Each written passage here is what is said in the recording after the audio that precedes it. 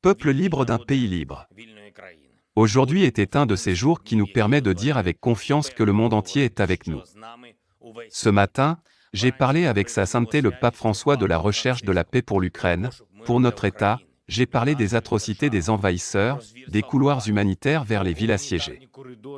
J'ai remercié Sa Sainteté pour sa position claire et ferme contre la guerre, pour ses prières pour l'Ukraine. Et je l'ai invité à visiter notre État à ce moment crucial. Je crois que nous pourrons organiser cette visite importante, qui soutiendra sans équivoque chacun de nous, chacun des Ukrainiens. Je me suis également adressé aujourd'hui aux deux chambres du Parlement italien. J'ai ressenti un maximum de soutien et une chaleur sincère dans leurs paroles. J'ai appelé l'Italie à renforcer les sanctions contre la Russie, contre son régime. J'ai également appelé l'Italie à frapper durement toutes les personnalités russes responsables de cette guerre, de la guerre contre nous, à frapper leurs biens immobiliers, leurs comptes et leurs yachts, etc., à leur habitude de gagner de l'argent avec la guerre et de vivre et de se reposer quelque part en Europe où paisible et confortable. Je suis sûr que de nouvelles sanctions seront imposées cette semaine. Et je suis reconnaissant à l'Italie d'avoir soutenu l'adhésion de l'Ukraine à l'UE. J'ai parlé avec la présidente de la Slovaquie, Zuzana Aputova, de notre coopération et de notre sécurité, du développement de l'Ukraine avec tous les pays de l'Union européenne. Une conversation importante a eu lieu avec le Premier ministre du Canada. Nous continuons à nous coordonner avant les sommets de l'OTAN et du G7 de cette semaine. Justin Trudeau nous soutiendra. Un aspect particulier concerne les garanties de sécurité pour l'Ukraine. Ils sont vitaux non seulement pour nous, mais pour tous les pays voisins. Grâce à notre sécurité, qui cimentera la paix en Europe de l'Est. Je suis reconnaissant au ministre grec des Affaires étrangères, qui a été le premier responsable européen à décider de soutenir le travail de nos couloirs humanitaires vers Mariupol. Il est très important pour chacun de sauver notre peuple de la ville et d'y apporter une aide humanitaire. À ce jour, il y a environ 100 000 personnes dans la ville. Dans des conditions inhumaines, dans un blocus complet de la ville. Ils sont sans nourriture, sans eau, sans médicaments et constamment bombardés et bombardés. Depuis plus d'une semaine, nous essayons d'organiser des couloirs humanitaires stables pour les habitants de Mariupol.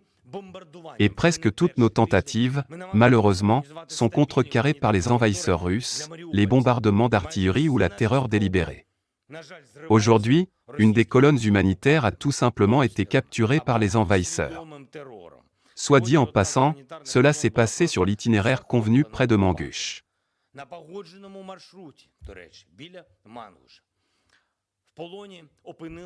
Des employés du service national d'urgence d'Ukraine et des chauffeurs de bus ont été faits prisonniers. Nous faisons tout ce que nous pouvons pour libérer notre peuple et débloquer le mouvement de l'aide humanitaire. C'est pourquoi je suis reconnaissant lorsqu'un représentant d'un État européen de haut niveau accepte de se joindre personnellement à la mission humanitaire. Nous attendons du chef du ministère grec des Affaires étrangères qu'il mette en œuvre ce plan dans les prochains jours. Malgré toutes les difficultés, 7026 habitants de Mariupol ont été secourus aujourd'hui. Demain, nous poursuivrons cet important travail. Nos représentants tentent de se mettre d'accord sur des corridors humanitaires dans les régions de Kiev, Kharkiv, Zaporijia et Lugansk. Une autre nouvelle importante est qu'un outil en ligne a été créé pour tous ceux qui peuvent et veulent aider avec des biens humanitaires pour l'Ukraine. Au cours des 2 dernières semaines seulement, notre pays a reçu plus de 100 000 tonnes d'aide humanitaire. Ces cargaisons sont rapidement distribuées via des hubs spéciaux pour les régions. Mais il y a encore plus d'appels. Cela signifie encore plus d'opportunités, encore plus de travail. Par conséquent, pour simplifier au maximum le processus, le site help.gov.ua a été créé. Sur le site, vous pouvez apprendre comment acheter, comment envoyer et à qui adresser l'aide humanitaire. Il est créé pour tous ceux qui veulent s'y joindre, pour tous ceux qui peuvent aider en Ukraine et dans le monde, afin que l'aide aille constamment, 24 heures sur 24.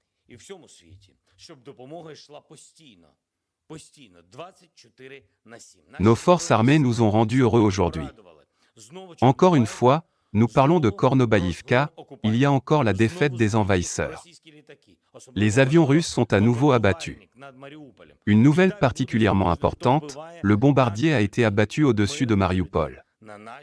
Et il en sera de même pour tous ceux qui tuent notre peuple, des gens pacifiques sur notre terre paisible. Je tiens à répéter une fois de plus à tous les pilotes russes qui ne pensent pas à l'ordre qu'ils exécutent. Tuer des civils est un crime. Et vous répondrez, de quelque manière que ce soit. Aujourd'hui ou demain est moins important. L'essentiel est que ce soit inévitable.